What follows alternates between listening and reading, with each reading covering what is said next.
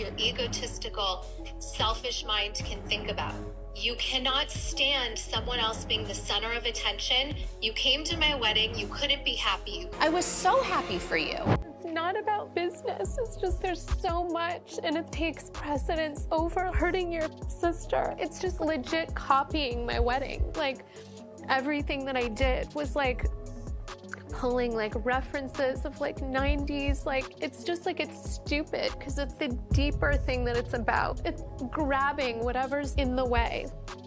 It's like such an abundance or like an excess, like it's never enough. It's never like just okay to like not do something or turn something down because it doesn't make sense. She wasn't happy at my wedding. Everyone else was like, whoa, this is amazing. We're having the best time. She could never like give acknowledgement of like, whoa, this is so amazing. Hi, this is Macy, and buckle up because today we're diving into what might be the most intense and chaotic Kardashian family drama yet. The ongoing feud between Kim and Kourtney Kardashian has exploded in ways no one could have imagined, and I'm here to break it all down for you. From shocking phone calls to underhanded revelations, we're uncovering the details that paint a much bigger and darker picture. Before we jump in, be sure to hit that subscribe button and turn on the notification bell so you don't miss updates as this story continues to unfold. Trust me, this one's far from over. Let's start by getting one thing straight. This isn't some petty sibling argument. This is years, and I mean years, of built-up tension finally boiling over in the most public, messy, and frankly heartbreaking way possible. It all came to a head during a phone call that fans will be talking about for years. In it, Kourtney unleashed everything she's been holding back on Kim, and she didn't sugarcoat a single word. Now, to fully understand why things got this heated, we need to go back to where this feud really hit its breaking point: Kourtney's wedding to Travis Barker. A dreamy, picturesque wedding in Italy that should have been a fairy tale ended up sparking the flames of this major family fallout. Let's set the scene. Gorgeous Italian coastlines, stunning Dolce & Gabbana outfits, and the kind of romantic atmosphere that seemed straight out of a movie. For Kourtney, this was supposed to be her moment. But Kim had other plans. Sources and footage from the Kardashians made one thing clear: Kim couldn't resist turning the spotlight back on herself. She couldn't help but bring up her wedding to Kanye West at every opportunity. Picture this: guests talking about the romantic setting, and Kim chiming in with comments like, "Oh, this reminds me of when I walked down the aisle." Or, "At my wedding, we did things differently." I mean, seriously? Could she not let Kourtney have one day? But what really pushed fans over the edge was a speech during the wedding festivities. Travis's son, Landon, stood up to give one of the most heartfelt speeches of the night. He was pouring his heart out, saying how Kourtney had become like a second mother to him, telling her, "You look out for me like a mother, and I'll always have love for you." And just when you think the moment couldn't get any sweeter, Kim, for some reason, decided to interrupt. This was supposed to be about Kourtney, about family, and yet Kim managed to pull focus yet again. Now here's where things get even messier: the Dolce & Gabbana collaboration.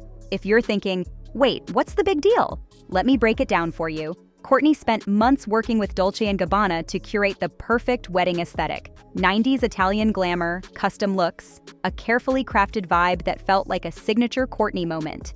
But just 4 months after the wedding, Kim announced her own collaboration with D&G. To outsiders, it might seem like business as usual. But for Kourtney, it was personal. During their heated argument, Kourtney summed it up perfectly. "It's not about business. It's about you stepping on everyone to get what you want. You can never just be happy for someone else, Kim." Instead of hearing her sister out, Kim turned defensive. Her response? She tried to reduce the entire issue down to the clothes, saying things like, "Everyone does 90s fashion, it's not even your style." Classic deflection. Let's be real for a second. This behavior isn't just hurtful, it's manipulative. And it doesn't stop there. Now buckle up, because this is where things go nuclear. In the same phone call, Kim dropped a bombshell. There's allegedly a group chat called Not Kourtney, where friends talk about her behind her back. Yes, you heard that right. Kim actually said, "We're all on a chat labeled Not Kourtney." and we have to figure out why you're like this. But Kim didn't stop there. She brought Kourtney's kids into the mix, claiming they come to her with their problems because they can't talk to their mom. Let that sink in. Kim used Kourtney's children as ammo in a fight. Kourtney's reaction? She broke down in tears, telling Kim, "It's like you and my friends and my kids are all against me. You're just a witch, and I hate you."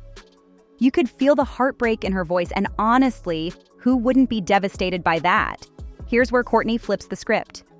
Just days later, Kourtney publicly exposed Kim's claims about the Not Kourtney group chat. She posted screenshots from her friends, who all categorically denied its existence. One wrote, "If people only knew how much we don't talk." Another friend called out Kim for dragging them into the fight unnecessarily. So what's the truth? Was Kim lying to manipulate the argument, or was she exaggerating for effect? Either way, Kourtney's friends made it clear. They're on her side. Here's the thing. This feud isn't an isolated incident, it's part of a much larger pattern in the Kardashian family dynamic. Remember when Kourtney tried to end her relationship with Scott Disick? Kim and the family staged an intervention to convince her to stay, even sending group emails pressuring her to work it out. Then there's Kim's relationship with Pete Davidson, which just so happened to start gaining media attention right when Kourtney and Travis's relationship was making headlines. Many fans speculated that Kim's romance with Pete felt more like a PR stunt, especially considering how quickly it fizzled out. This has led fans to ask the obvious question, is Kim jealous? Kourtney's happy, thriving, and expecting a baby, while Kim seems to be struggling to maintain the same level of relevance. One fan put it perfectly, Kim can't stand seeing Kourtney happy because she's no longer the center of attention. At its core, this feud isn't just about Dolce & Gabbana, weddings, or group chats. It's about boundaries. Boundaries that Kim refuses to respect. It's about a sister constantly feeling overshadowed, undervalued, and gaslit. Kourtney's response has been clear. She's stepping back to protect her peace. Insiders say she's focusing on her family, her health, and keeping a distance from Kim's drama. But the fallout raises bigger questions. When does sibling rivalry become toxic? At what point do you draw a line, even with family? And how does this dynamic affect not just the Kardashians, but the next generation of their family? Fans have overwhelmingly taken Kourtney's side, praising her for standing up to Kim. Social media is flooded with comments like, "It's about time someone called Kim out," and "Kourtney deserves her peace." Whether or not this feud ever gets resolved, one thing's clear. The Kardashian family dynamic will never be the same. So what do you think? Is Kim out of line for how she handled this? Do you think this is rooted in jealousy, or is there something deeper going on? And most importantly, can this family come back from a feud this personal? Drop your thoughts in the comments. Hit like if you enjoyed this deep dive, and don't forget to subscribe for more updates on this saga. This is Macy, signing off. Remember, sometimes the hardest boundaries to set are with the people closest to us. See you in the next video.